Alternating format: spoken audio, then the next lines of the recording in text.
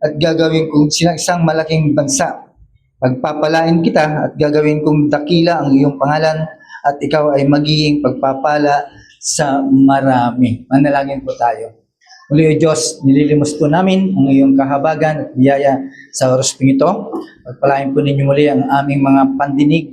Hayaan niyo po, Diyos, na kami po ay maging seryoso sapagkat kayo po ang nagsasalita sa oras po ito sa pamamagitan po ng preaching. Kaya pagpalaan niyo ang aming pandinig, O Diyos, at maintindihan at makuha po namin ang mensahe na ito ay ibibigay niyo po sa amin. At maraming salamat po muli sa lahat ng bagay na inyong ay pinagkaloob po sa amin, lalo na po sa pakikinig ng iyong salita. Ito po aming dalangin sa pangalan po ni Jesus. Amen. Tandaan po natin mga kapatid, no? Kapag ang biyaya ng Diyos ay hindi po tumitigil, hindi po nagiging stagnant sa atin. Dahil ang disenyo po nito ay aagos po ito sa pamamagitan sa atin, ay aagos sa ibang tao para sila naman ay maranasan nila ang kabutihan at biyaya ng Diyos. Hindi po yan ang disenyo po ng biyaya ng Diyos. Ibig sabihin ay hindi nakatingga sa bawat isa po sa atin. Of course, yung iba ay kailangan matikman nila, maranasan nila yung kabutihan ng kanyang kahabagan sa kanila. Kaya kung tunay na pinagpala ka, ay isa kang tinatawag na conduit pipe. Alam niyo ba yung conduit pipe?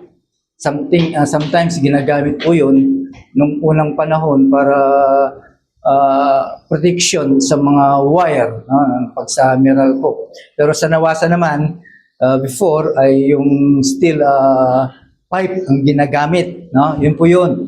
Tinatawag na conduit pipe. No, ibig lang sabihin, ikaw yung magiging conduit o tubo ng biyaya at pagpapala sa iba. Right? Lalo na kapag binigyan ka at binayaan ka ng Diyos, of course, hindi lamang para sila ay makatikim, kundi makita po nila yung kabutihan na kung saan ay dinaranas ng isang mananampalataya at isang nagtitiwala sa Diyos. Kaya ito ang ating tutuklasin ngayon sa bawat isa po sa atin, sa ibig sabihin na ang buhay ng isang tao, lalo na ang Kristiyano, ay dapat magiging pagpapala. Kasi sa ngayon, ang nakikita ko lang talaga na gumagawa po nito without anything, no? Ay ang mga Kristiyano. Kasi kung sa iba, mayroong something na nakatago doon, kaya ginagawa niya po yun. Kaya nakatuon dito sa mga mananampalataya. Tandaan po natin mga kapatid, ang biyaya ng Diyos ay hindi lang sa tinanggap po natin para sa ating kabutihan, kundi yung kabutihan ng Diyos dapat sumabog, dapat mag-spill, no? Sumabog po siya, sa madaling salita. Right? Sa pamamagitan ng iyong mga kamay. Right? Hindi lang sa mga kamay, kundi sa inyong mga salita. At lalo na sa inyong mga buhay. Mga kapatid, tignan po natin kung ang historical background ng chapter 12. Tignan natin yung context po nito na kung saan ito ay nagbigay ng isang malaking turning point sa pagliligtas na yung redemptive history. Okay? Ito yung, hindi lang ito biyaya na akala natin pinagpala tayo sa lahat ng mga bagay, sa lahat ng mga material na bagay, kundi it is a major point in turning to redemptive history. Kaya, pakinggan po natin, no? Balikan po natin yung mga ibang chapter pa prior to this text from Genesis chapter 1 up to verse 11, nakikita po natin yung mga records about humanity's failure.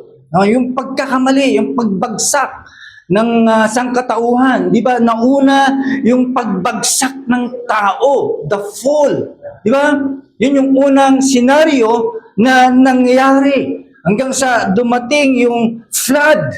Lahat po yung makasaysayang historya ng Biblia. Okay? Hanggang sa nag-expand, hanggang sa dumating yung pagre-rebelde ng mga tao during the time of Babel. Nabasa na po natin po lahat po yun. Kung gusto nyong balikan, masarap balikan po yun because alam po natin mga kasaysayan po ito. Dito nagsimula from that time patungo sa pagliligtas. Kaya itong bansang ito in chapter 11 ng Genesis, makikita po natin na ang bansang ito, it was scattered.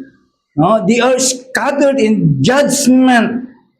Okay? Kaya kung titignan po natin yung dark backdrop, yung kanilang kasaysayan, ay magugulat ka. But during that time, their backdrop, no, yung kanilang kalalagayan during that time, merong ginawa ang Diyos. God, in His sovereign will, He calls a man. No? Hindi niya pinabayaan. Bagamat itong mga taong to, they are under judgment. Kaya there is hope in judgment. Merong pag-asa, mga kapatid. Dahil kapag wala ka kay Kristo, you are condemned. You are under judgment. Yan po yung maliwanag. Kung wala ka pa at hindi ka pa mananampalataya kay Kristo, you are under judgment. So, patuloy po tayo. Sino yung tinawag niya? I hope we know. No? Sino yung tinawag niya? Si Abraham. Hindi muna Abraham, kundi si Abraham. Right? Dito nag-umpisa ang plano ng Diyos sa pagliligtas sa kanyang mga piniling mga tao. Kaya dito sa Genesis chapter 12, hindi lamang po ito isolated promise. Hindi lang ito pangako na kung saan sa isang individual na tao, kundi ito ay isang kasagutan. It is a divine answer sa isang malaking problema ng sangkatauhan. What is the biggest problem, human? Sin. Kasalanan. A human sin. Okay? Yun yung malaking problema ng sangkatauhan. At yung desperation na tinatawag. Di ba? Yun yung malaking problema. Kaya balikan po natin, historically, si Abraham ay naninirahan po during the early second millennium. It was 2000 BC, before Christ. Okay, originally, ay nasa Ur po siya. Doon siya nakatira sa mga grupo ng Chaldeans. Nasa, ano pa naman po yan, sa Bible. Okay? Bagamat itong Ur na to, it is a prosperous nation, but they are a pagan city. Pagano, walang Diyos. Okay? Walang isang Diyos, kundi maraming mga Diyos-Diyusan. Kaya during exploring, nahukay nila ang lugar na to, those archaeological people, they find this ore ay nasa advancement, no? Ibig lang sabihin, talagang mayaman po itong lugar na kinalalagyan at tinitirahan po ni Abraham. Kaya lang, ang problema, they are deeply idolatrous. Ayun yung old sin. Old sin na kung saan sa mga bansa na tumatangan pa rin dito, ay nakikita mo naman yung mga sumpa na dumarating, right? Kapag na-involve ka sa mga idolatrous, talaga yung curse, your judgment ay laging bumabagsak. Di ba napapansin? The old sin of idolatry is still there at nagiging consequences niyan, ang bansa talagang hindi mabitawan eh. Lahat na lang ng mga pestilence, anything, talagang bumabagsak sa bansa pong iyan. Right? At ganun po talaga ang nangyari. So it means, itong bansang ito ay talagang they are wealthy, no? Makikita po natin, ayun, doon sa Joshua chapter 24 verse 2, makikita po natin po doon that even yung pamilya, yung kasama ni Abraham ay talagang naglilingkod sa mga other gods, sa mga Diyos-Diyosan. And yet, dahil sa ganyang kalalagayan, still, God called Abraham. God called Abraham. Ano nakikita natin po dito? There was a pure grace of God.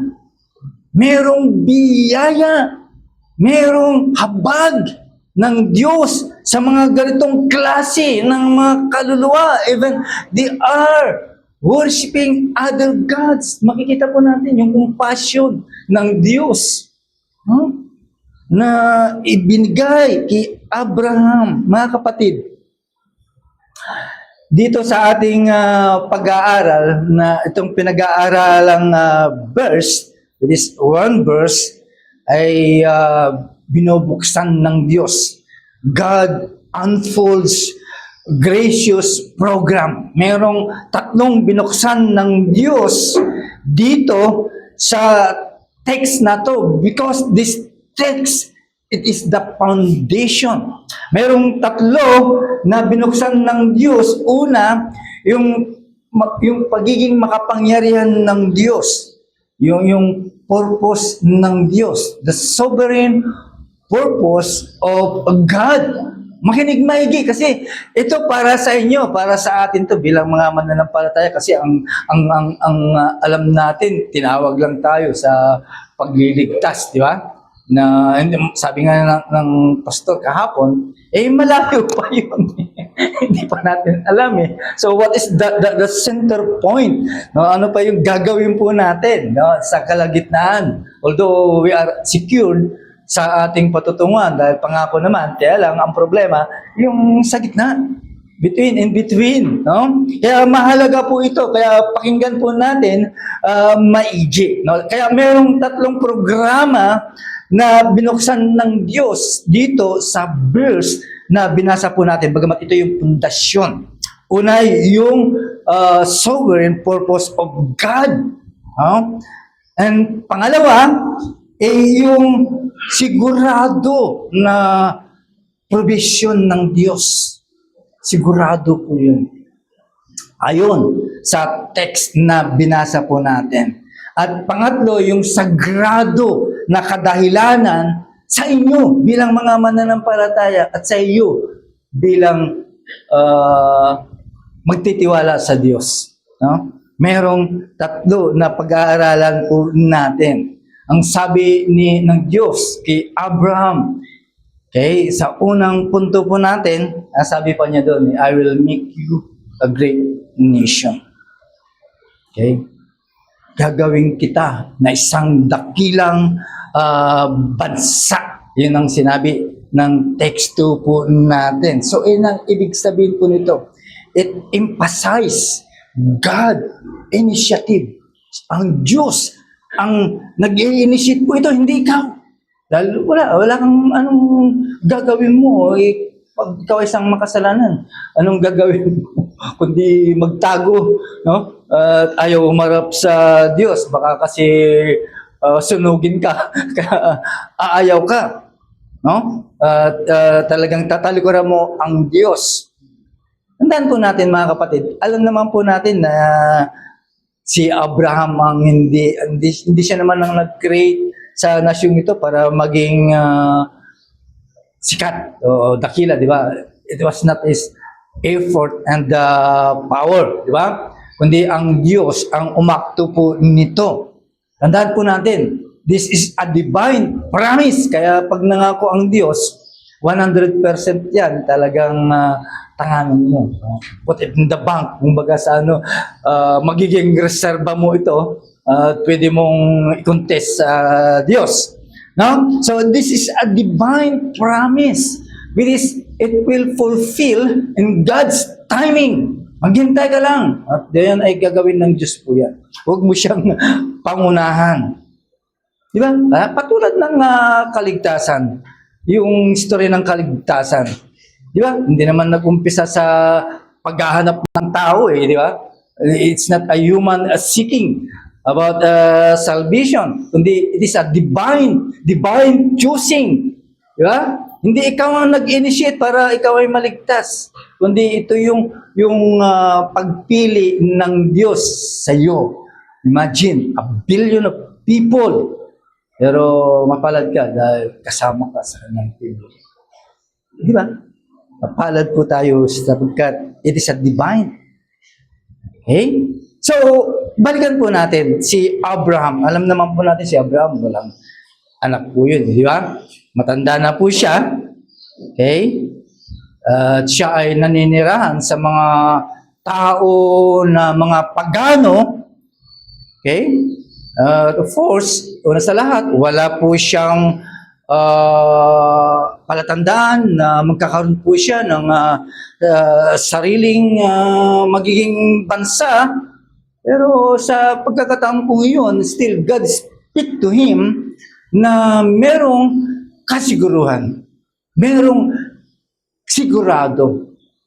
Na ibig lang sabihin, ay ito ay mangyayari. Now, tignan po natin yung initiative ng Diyos sa Kanya. Yung divine initiative. Kung ano ang ginawa ng Diyos.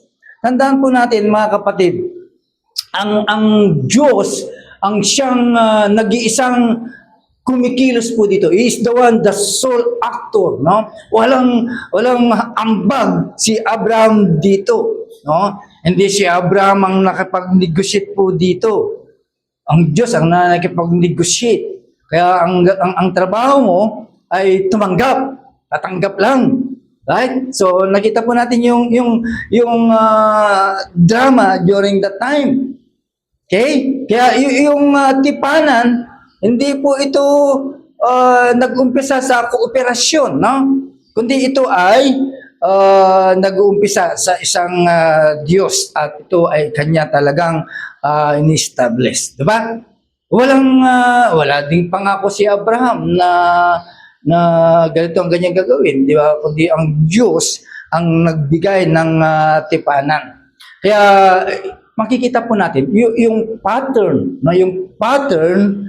ay umaagos hanggang sa pagliligtas. Di ba? Pagdating sa kaligtasan, wala naman tayong ambag. Wala kang ambag, kundi ambag mo kasalanan. Ang kasalanan iyan ang magdudukdok sa'yo sa kapahamakan. Di ba? Yan ang ambag mo. Okay? Yung kasalanan. So, dito, ibig lang sabihin, ang Diyos ay tumatawag ng mga tao to response. Di ba? Ito yung pattern, mga kapatid. Okay? God calls before man responds. Di ba? Wala naman nagre-response kaagad. Dahil hindi mo namang kilala ang Diyos. Ayaw mo nga sa Diyos eh. Kaya ikaw ay nagtinawag ng Diyos. It means you will respond. Okay? Ganun din, katulad ng pangako. God promises before man performs. Di ba? Hindi nauuna lagi ang tao. Okay? Nagbibigay ang Diyos before He earns. Bago siya magtipon. O nagbibigay muna ang Diyos. Saan natin makikita po yun?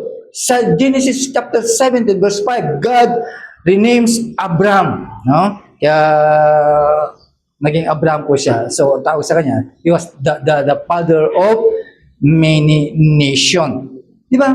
Yun yung lagi ang pattern. Katulad niyan, yung ngayon mo lang nalaman na ikaw ay pinili pala ng Diyos. Diba? Pinili ka ba ng Diyos nung ikaw ay araw ng pagliligtas sa'yo? Hindi. Before the foundation of the world. Diba?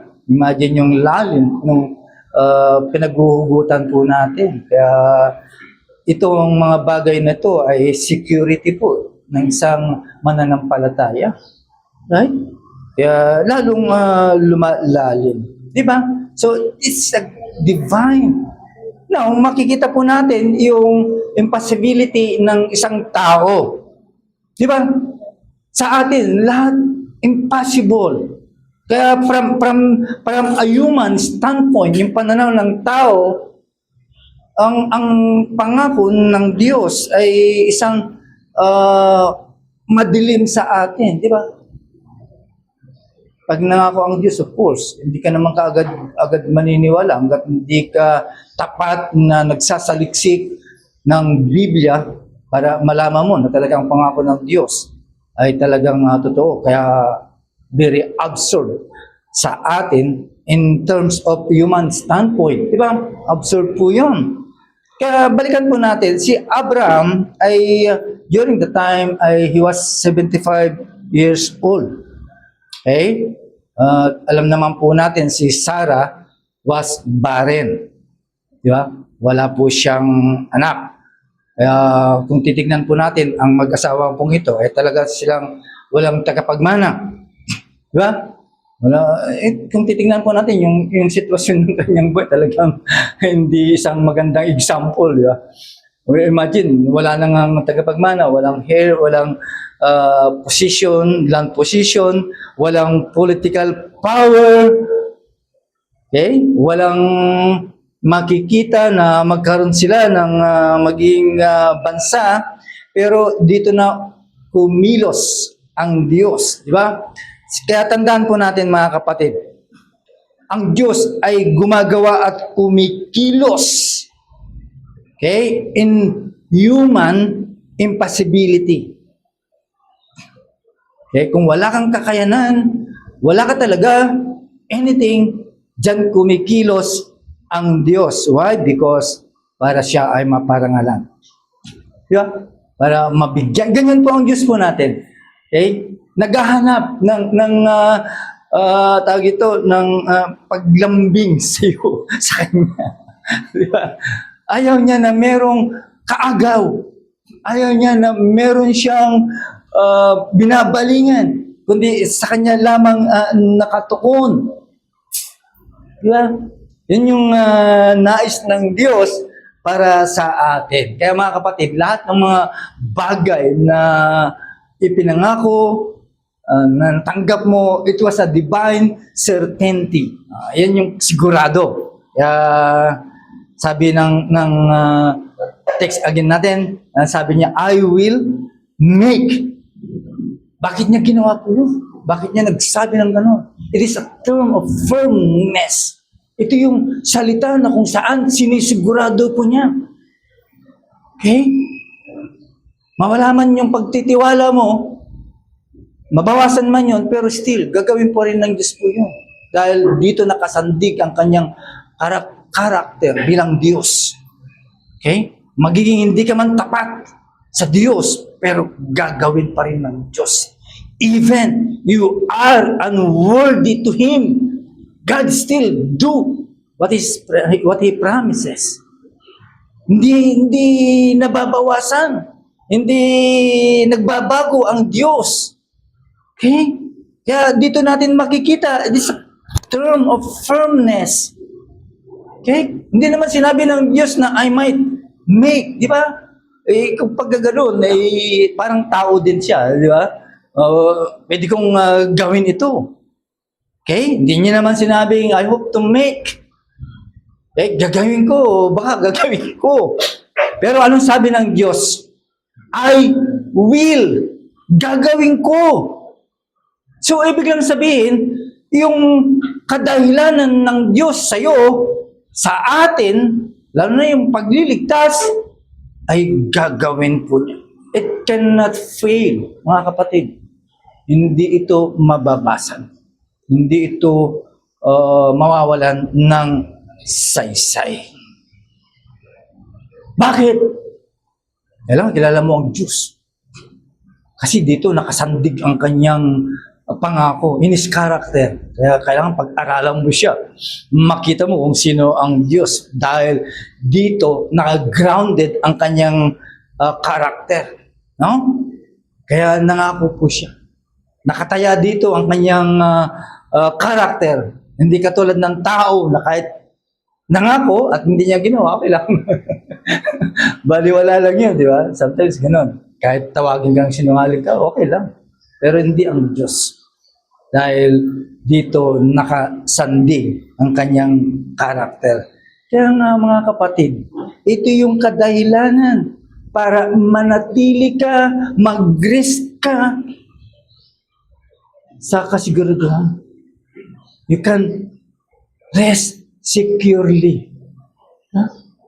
Pwede kang mamahinga bilang isang mananampalataya. Imagine, ang Diyos na siyang pumorma sa lahat ng mga nasyon, ang Diyos na kahit wala ng pag-asa na magkaroon ng sariling supling, nagawa ng Diyos po yun, mga kapatid. Na kahit ikaw ay mapapahamak dahil sa iyong mga kasalanan, but still, God complete the salvation of yours. Ginawa niya pa rin kumpleto ang pagliligtas po sa atin.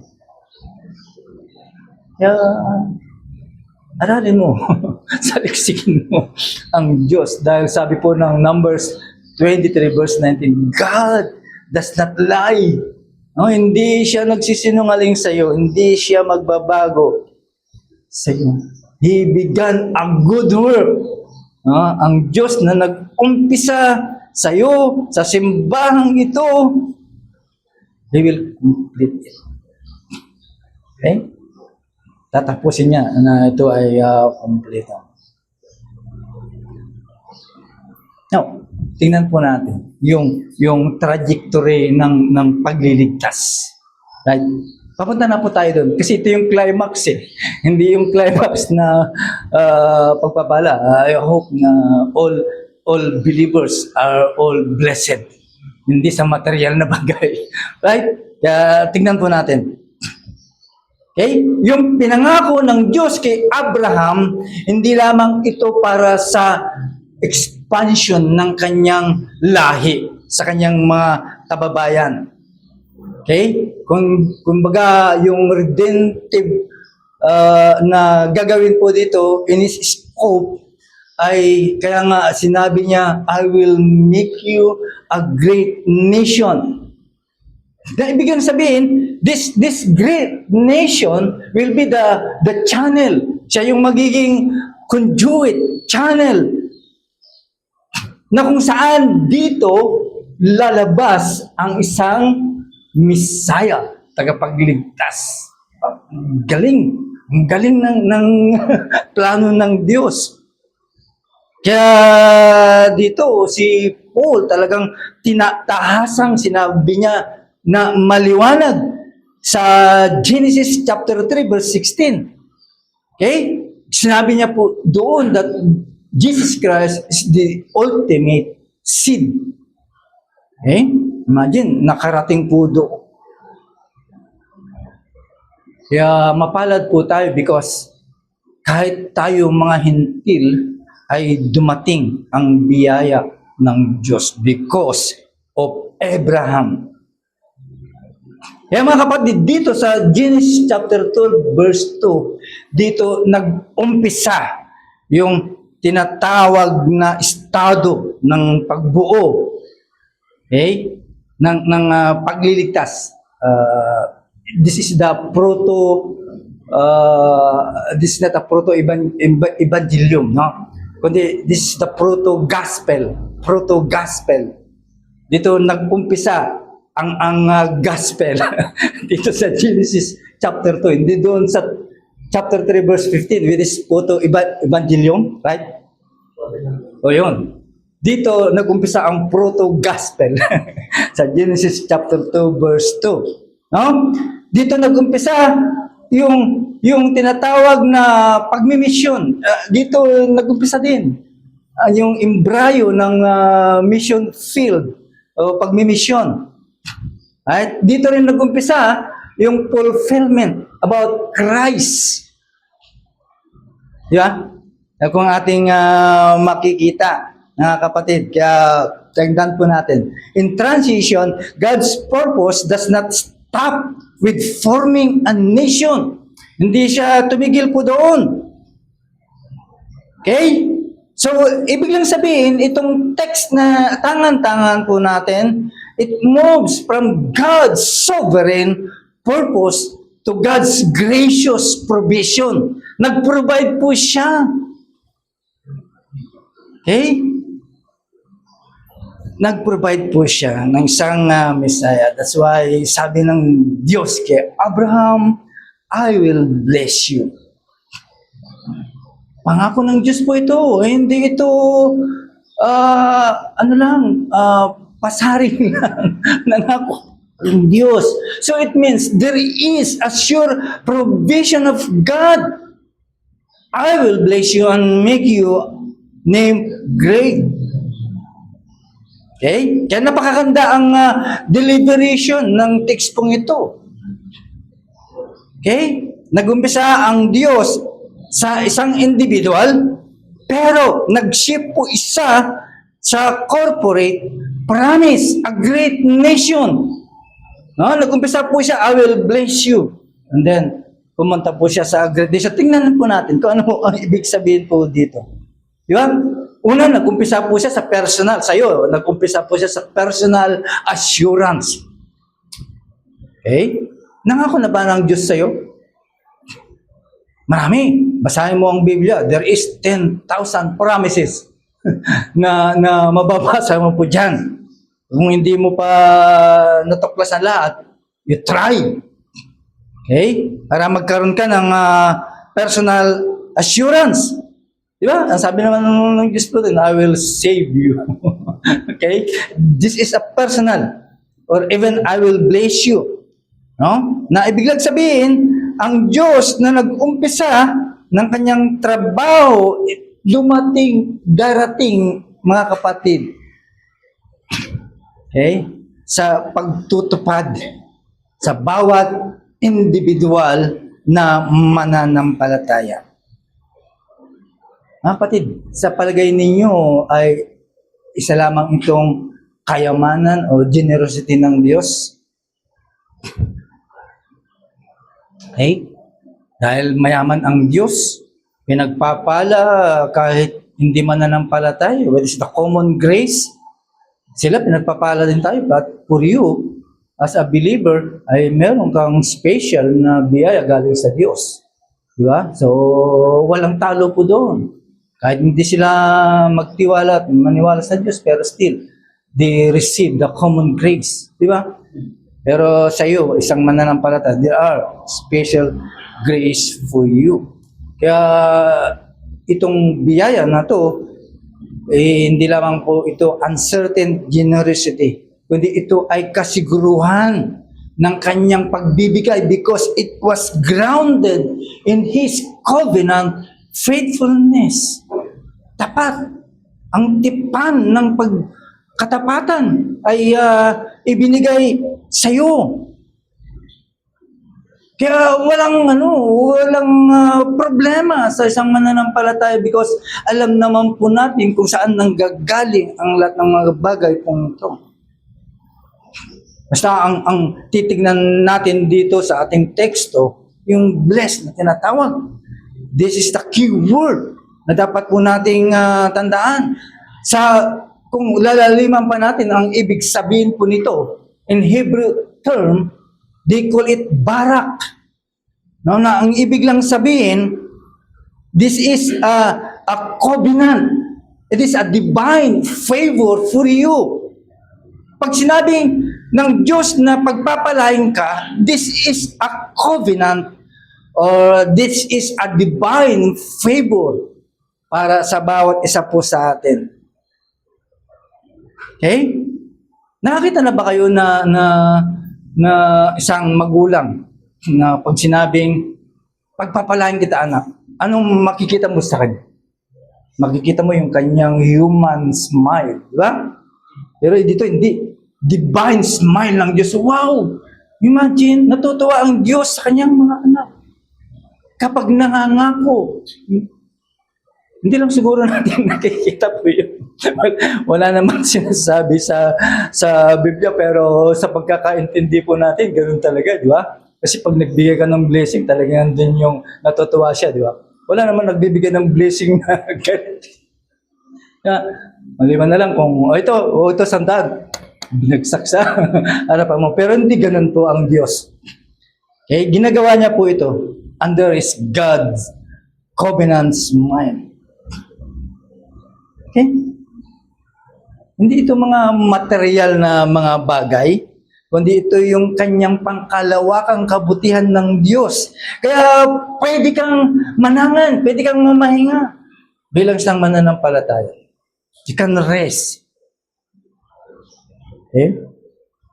Kaya tingnan po natin mga kapatid, ano yung mga pagpapala at biyaya na ibinigay ng Diyos kay Abraham?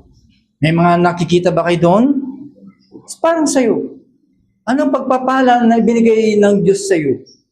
Bukod sa ikaw ay iniligtas po niya. Binigyan ka ng pagkakataon, binigyan si Abraham ng pagkakataon na maka-fellowship po niya ang Diyos. Makausap niya ang Diyos. Hindi mo pwedeng kausapin ng Diyos.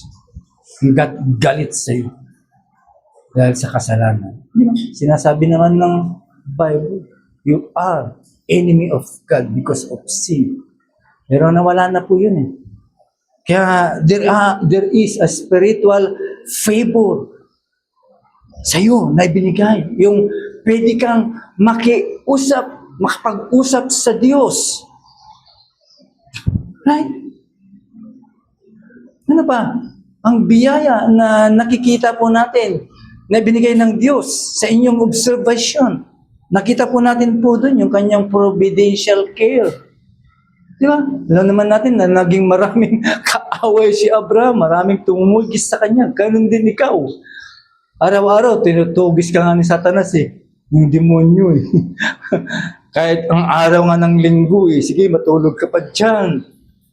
Namnamin mo, ang pagtulog mo, huwag ka nang magsimba. Di ba? Yan yung mga ng mga kaaway. So, andun yung providential care ng Diyos, yung kanyang ginagabayan ka at ginagwardyahan ka ng Diyos, pinoprotektahan ka ng Diyos. Split second, dapat masagasaan ka na. Pero hindi, di ba? Andun. Hindi lang natin nakikita mga kapatid. Sa lahat, yung kanyang covenant relationship between you. Okay? Covenant relationship, it means belonging to God. Ikaw ay nasa Diyos at yan ay pinangako ng Diyos. Kaya this is a crucial, mga kapatid, mahalaga po ito. Okay? Na ang biyaya ng Diyos ay nakasentro lamang sa Kanya before we benefited. Saan natin makikita po yun? Ephesians chapter 1 verse 3. Believers are blessed with every spiritual blessing in Christ. Nyaman mo. Okay? Higit sa lahat, yung kayamanan na ibinigay ng Diyos, hindi yung kanyang ibinigay, kundi yung kanyang mismo sarili. God is giving Himself to you. Imagine that blessing na binigay ng Diyos at yung mga katunayan ng mga biyaya. Kaya again, balikan po natin at namnamin po natin yung sinabi niya na pagpapalain kita, I will bless you. Itong tipan na ito na ikaw ay pagpapalain ay sigurado po ito. This is a covenant of certainty. Kapatid. Hindi ito wishful, hindi ito dahil nahabag sa iyo ay binigyan ka, kundi ito ay covenant, promises. Kaya yung future ni Abraham ay hindi nakasalalay sa mga pabor na sirkumstansya sa kanyang buhay.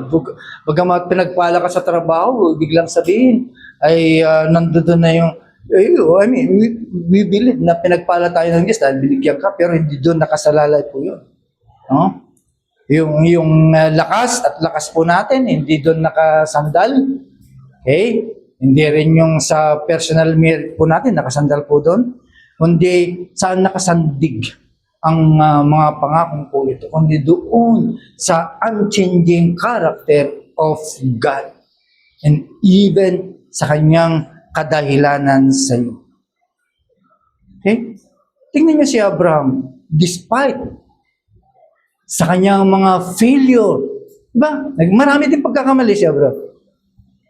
Fears, yung mga takot niya, even yung kanyang faltering faith, nagbabago ang pananampalataya. Pero patuloy pa rin na binibiyayan ng Diyos di mo naman sinasabing totoong talagang tapat ka sa Diyos, di ba? And din, dumarating talaga yung lumalabo yung pananampalataya mo, but still, napansin natin yung biyaya ng Diyos ay patuloy pa rin na natatanggap ni Abraham. Bakit kaya? Bakit kaya binibiyayaan ka, pinagpapala ka pa rin ng Diyos sa kabila ng mga bagay na ito? Bakit? Kasi nakasandig po dito sa kanyang katapatan sa iyo. Right? Sa katapatan sa iyo. Yan sabi po ng Numbers 23 verse 20, the promise. Okay? What God has blessed cannot be reversed. Hindi yun babalaktutin. No? Dahil meron kang pagkukulang, hindi yun ang dahilan. Kundi doon nakasandig sa katapatan ng Diyos. Ito na. And I will make your name great. Okay? Tingnan natin. Kasi there is a deliberate contrast doon sa previous chapter. Di ba? Yung mga tao doon sa Babel, alam naman po natin, nakita po natin kung anong pinaggagawa nila, di ba? Umasa sila sa kanilang mga sariling kakayahan. No? Sa dunong at sa galing nila. Kaya nga, nung gumawa sila ng Torre Babel, sabi nila, let us make. Di ba? Biglang sabihin, talagang sila ang gagawa nun sa sarili nilang pagsisikap. So it means, these people, they are suiting tag nito, yung kakayahan, exaltation, sarili nila. Okay? Ibig lang sabihin, merong pride ang mga taong to. Because of their pride, they depart from God. Yan naman lagi di ba? Ang tao, kapag talagang may pride, kahit alam niya na talagang mapapahamak siya, okay? Ay tatalikod pa rin niya. Ayaw niya pa rin sa Diyos. Pero kay Abraham, iba Iba ang kanyang statement na sinabi ng Diyos sa kanya. Ang Diyos ang nagmaniobra po dito. Kaya ang pangako ng Diyos sa kanya, I will make your name great. Okay? Ito yung isang maliwanag na makikita po natin in Scripture. It is a reversal in Scripture. Kasi yung prinsipyo po doon sa Babel, biglang sabihin, the making their selves great. Biglang sabihin, self-made greatness ang ginagawa nila. While si Abraham, ang kanyang ang prinsipyo na makikita po natin po doon, it is a God, the one who give greatness to him. Di ba? Dahil siyang nagsabi po noon. Okay? Na ibig sabihin, dito ipinapakita na ang isang tunay na pagbigay ng honor sa kaharian ng Diyos kahit kailan ay hindi ito gawa ng tao. It's not a self-manufactured. Kundi lagi nakaalalay ang biyaya ng Diyos. Right? That's why si Abraham, ang kanyang pangalan ay talagang naging sikat. Hindi naman niya ipinanumot ang kanyang sarili, di ba? Anong ginawa niya kundi tumangan at nagtiwala sa Diyos. Kaya lagi ang scripture patuloy na itinuturo niya that God humbles the proud. Okay? Ang isang taong pride, talagang hinahumble po ng Diyos. Di ba? Yun ang tama. Because God exalt the humble. Tinataas po niya ang isang taong nagpapakumbaba. Kaya nga yung pananampalataya mo, God will honor.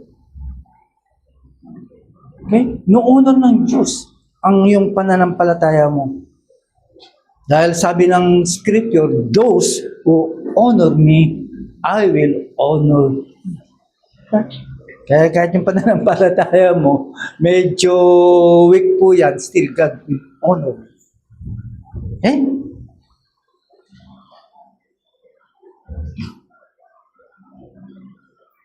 Tandaan po natin mga kapatid, yung kadahilanan po ng Diyos kay Abraham ay hindi lamang pang-personal, kundi ito ay nakadesign to overflow outward. Diba? Makikita po natin. Dahil kahit ikaw, hindi naman pang sarili mo lang yung biyaya ng Diyos. At least, ginagawa mo po ito. From time to time, we have that time, meron tayong pagkakataon na ibigay po yun. Diba? In our hands, in our words, even in our life. Nakakapag-share po tayo ng gospel. Nakapagbibigay po tayo. Ito yung sagrado na kadahilanan ng Diyos sa iyo bilang mananampalataya. Tandaan po natin, hindi lang ikaw para mag-enjoy sa kaligtasan mo, kundi ikaw ay iniligtas ng Diyos because God wants you to be a blessing. Ikaw ay gusto ng Diyos ay pagpapala din sa iba. No? Hindi lang yung pinagpalakan ng Diyos.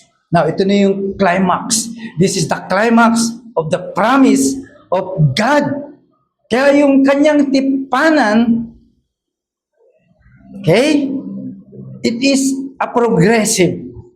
Yun yung tema natin sa ating anniversary po natin. Di ba? Layunin. It is a progressive.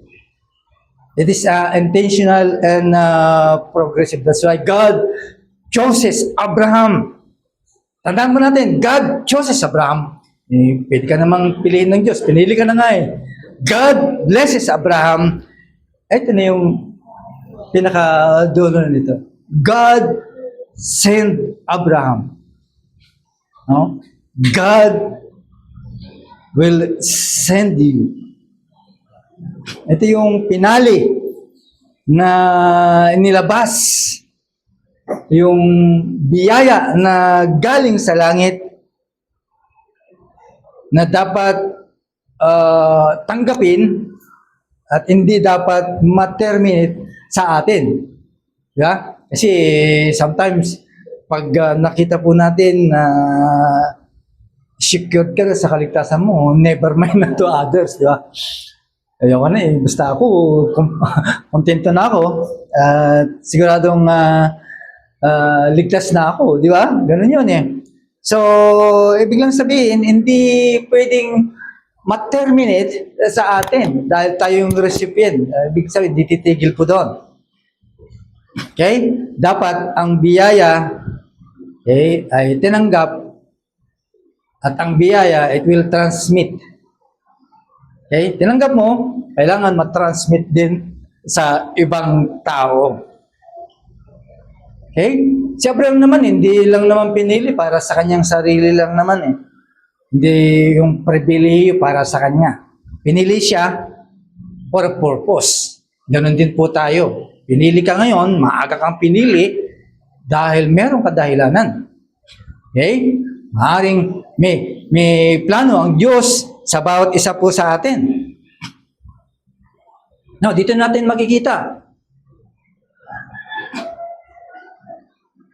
Okay? Yung mission na dinesign ng Diyos. Doon na po tayo. Punta po tayo doon. May pinili si Abraham para hindi siya mananatili lang doon. Pinili tayo para meron tayong mission. Kaya tandaan po natin, from the beginning, God's plan, yung plano ng Diyos, it was global. Hindi lamang para sa isang individual. Okay? It is not merely tribal. Biglang para sa kanila lang. Kaya dito na pumapasok kung bakit ang hintil ay napasama po tayo. Okay? Sa pagliligtas ng Diyos. Kasi sinabi po ng chapter 12 ng verse 3, baba tayo down, isang verse lang. Ito yung tahasan na sinasabi dito, sabi, through Abraham, all the families of the earth shall be blessed. Blessed. Okay? So, ano makikita po natin po dito? There is a missionary. There is a covenant and missionary at its core. No?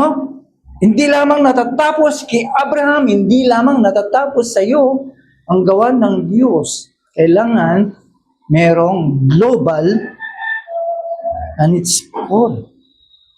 Kaya sometimes dito nagkakamali at naintindihan ng marami.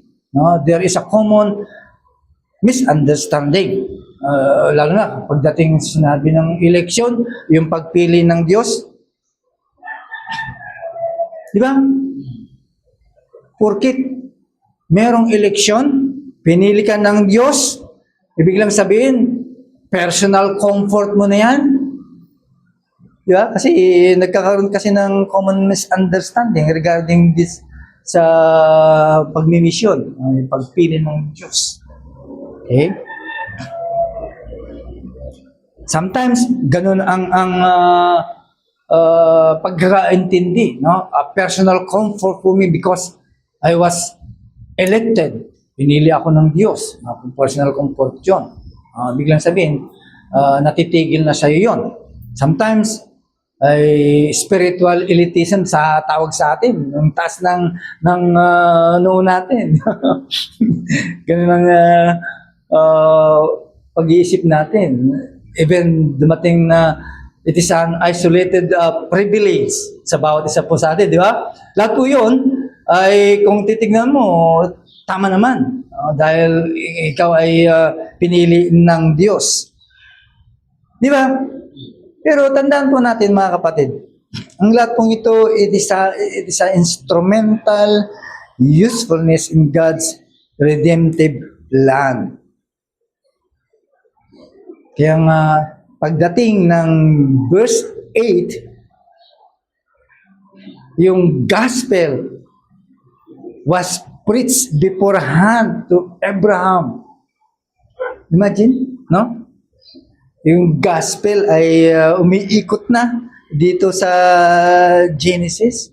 That's why si Paul, sabi ko nga kanina, ininterpret ni Paul yung Abrahamic promises as a proto-gospel.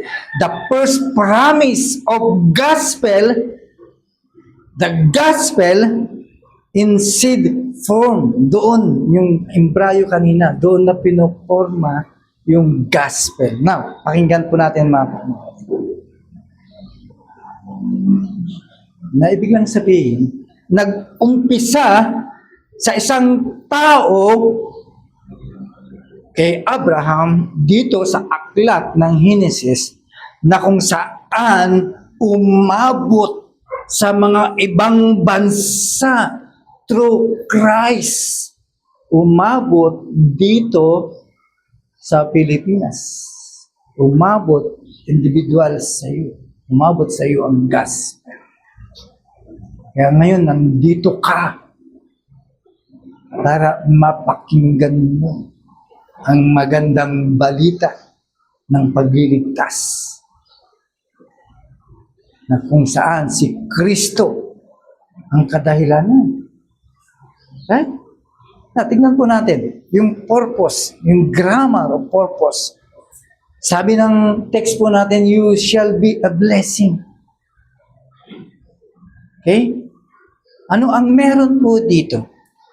Dala-dala po niya yung resulta at ang kadahilanan.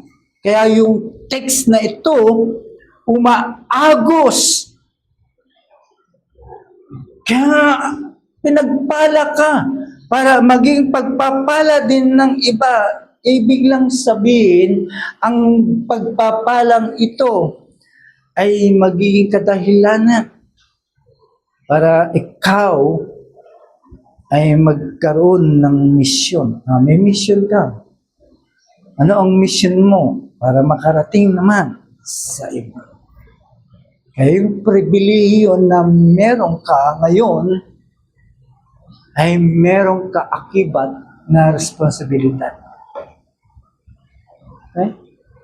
Meron tayong gagawin. Alam ko, dinikorasyon ka ng Diyos ng kanyang biyaya.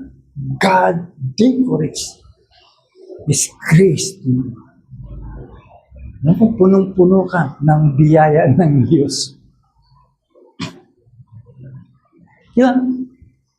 Bawat galaw, kilos ng isang mananampalataya ay nararanasan natin ang biyaya ng Diyos. Pero hindi dyan tumitigil. Bagamat ang kanyang mga mananampalataya ay it was decorated by His grace, but He deploys them. Di ba? Kaya nga minsan, ang simbahan nabibiyak. Binibiyak ang simbahan kasi wala nang ginagawa sa loob hindi naman yun ang purpose ng Diyos Diba? Ang purpose ng Diyos sa simbahan is not to maintain. Hindi, ibig lang sabihin, ay pasabugin po yan para lalo pang dumami ang kanyang tagapagdala ng kanyang misyon. Diba? Kaya nakakarinig po tayo. Nahati niya ang simbahan. Di ba? Ganyan na nangyari. Nagpadala nga ng persecution para magkahiwalay. Right? Ang simbahan. And that's a reason kung bakit He deploys them. Okay? At patuloy po ito na prinsipyo in Scripture. Di ba? Along the way. It runs. Itong principle pong ito. Di ba? Basahin po ninyo ang Matthew chapter 5 verse 16. Let your light shine before men. Di ba? Ano ibig sabihin po doon? Di ba? Ganun din sa 2 Corinthians, God supplies so believers may abound in every good work. Ito na, mga kapatid, inuuna ka na pinili. God chose you. Now, to proclaim His excellency. Para may sigaw mo kung sino ang Diyos, ano ang Diyos, ano ang ginawa ng Diyos, bakit mayroong Kristo na namatay. Kaya ang isang Kristiyano, hindi yan reservoir. Alam niyo ba yung reservoir? Imbakan ng tubig nilang, tubig. Diba? Hindi ka reservoir, kundi ikaw ay channel. Channel ka. Ikaw yung daanan. Dahil kasi yung reservoir ay collect and collect collect and keeps di ba? Pero yung channel, receive and releases. Ganun po tayo bilang mga Kristiyano. Kaya yung disenyo ng Diyos, magmula kay Abraham, hindi lang nag-iisa. Ang disenyo ng Diyos talaga, always been overflow. Kaya mag-overflow dapat tayo, mga kapatid. Kaya every grace we receive is meant to move outward. Every grace na tinatanggap po natin, dapat lumabas po yan. In what way? Through gospel witness. Mag-witness po tayo. Sabihin po natin na merong magandang balita, na merong tunay na nagliligtas, si Kristo Jesus. Lumalabas ang iyong pagiging generous giving. Diba? Lalabas yan. Okay? I remember one of the pastor, yung ating naging unang pastor, no? 100 lang yung pera niya na pambili dapat ng mama milk. Mama milk, yung mama milk. Para sa kanyang anak. Pero may nang lumapit. Hati tayo. Okay? Dapat magiging ganun po tayo. Dapat nagiging intercessory prayer tayo. Tayo yung mga nananalang, yung mga nangangailangan. Meron tayong Christ-like service. Diba? Lahat po yun. Makikita po yun. Magiging holy example po tayo. Kaya pag lahat yan ay tumigil, tandaan po natin, we are spiritually maligned with God's covenant purpose. Okay? Pag yan tumigil yan, ibig lang sabihin, yung tipanan ng Diyos sa iyo, yung kataylanan ng Diyos sa iyo, ay talagang na-disalign mo. Di ba? Now, mali yung time natin. Kala ko 11:30 pa lang.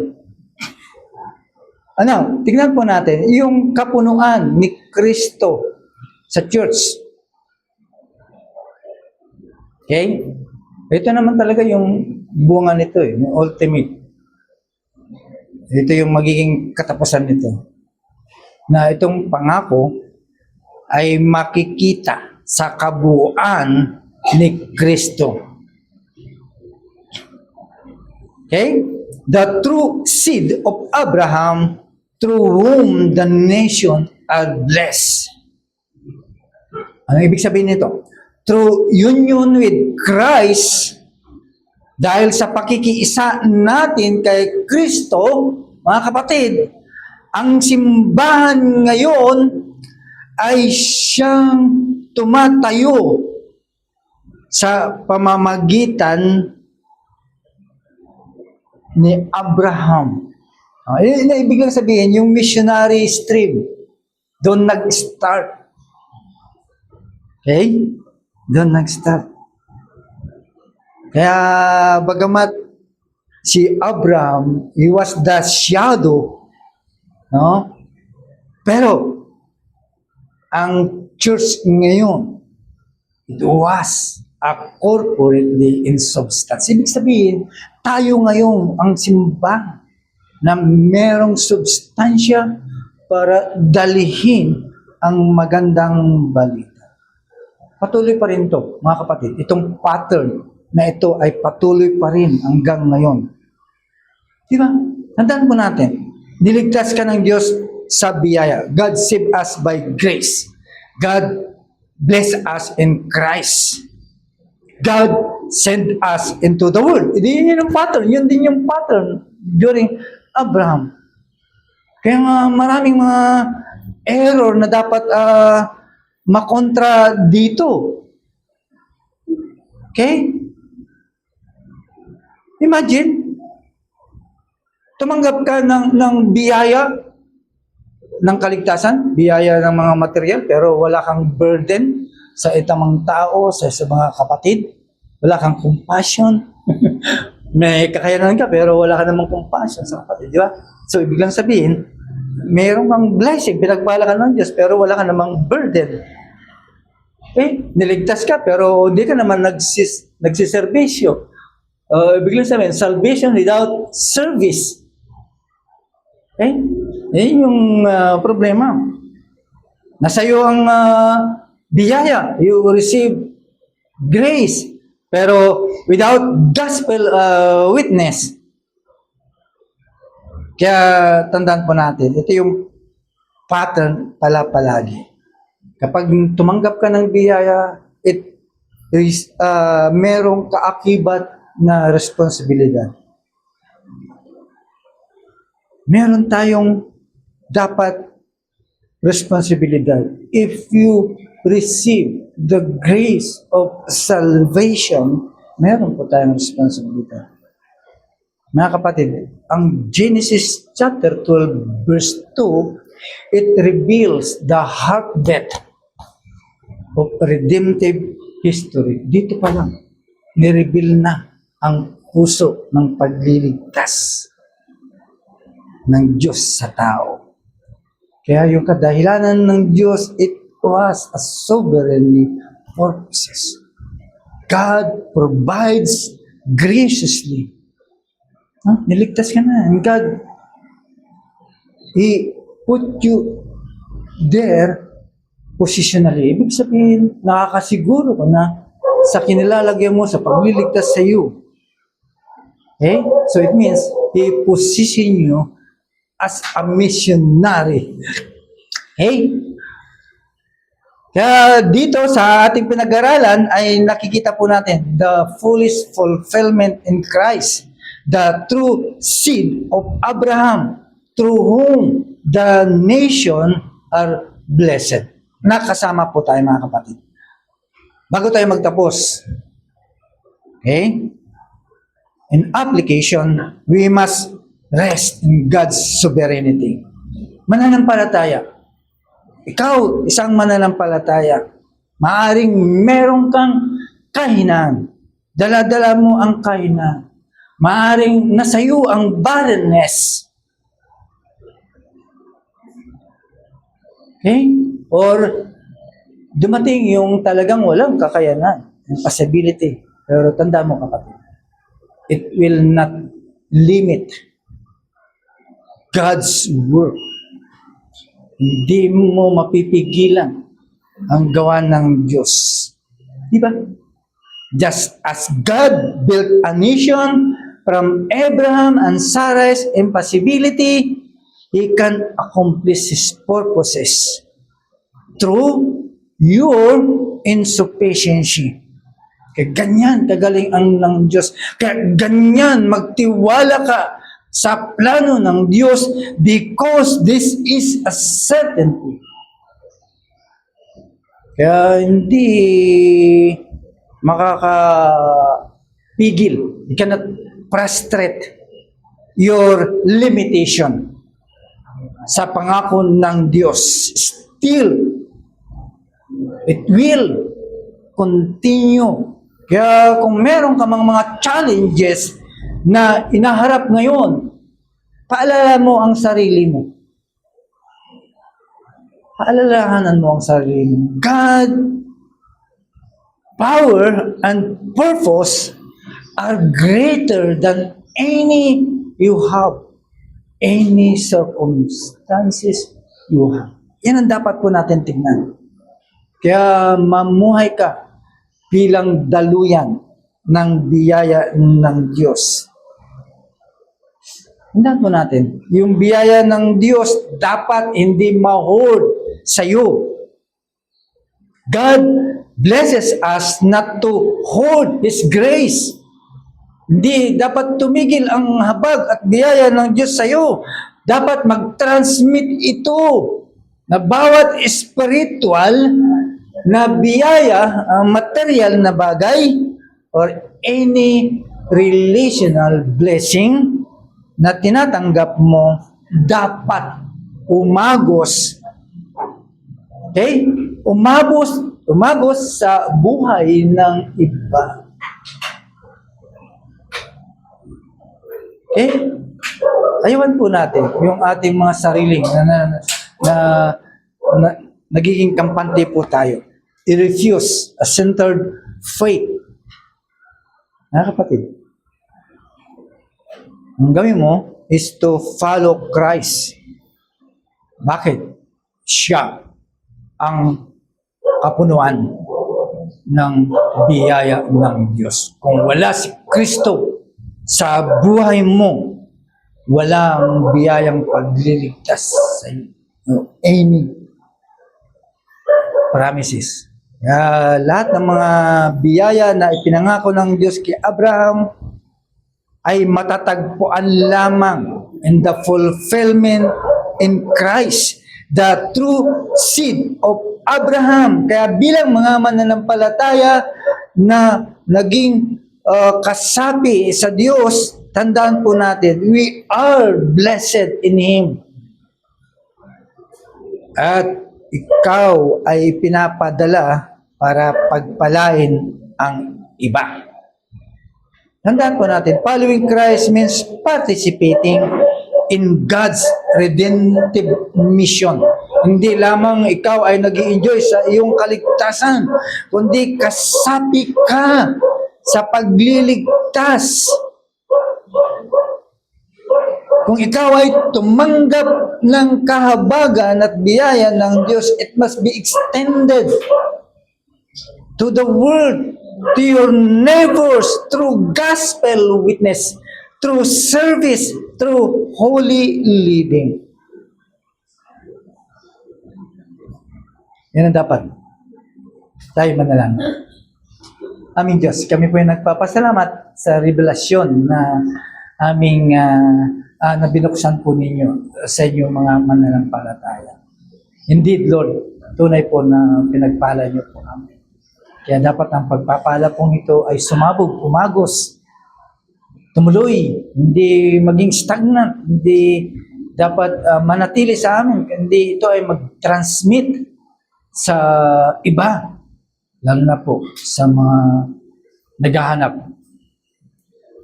ng tunay na pagliligtas po ninyo. Gamitin niyo kami, O Diyos, bilang tao mo.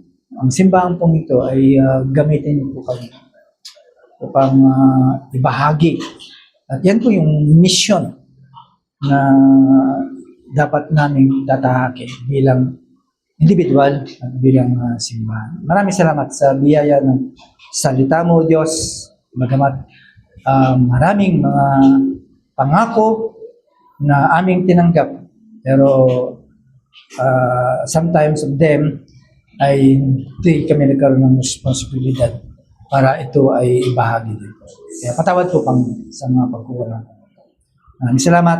Ito po aming dalangin sa pangalan po ni Jesus. Amen.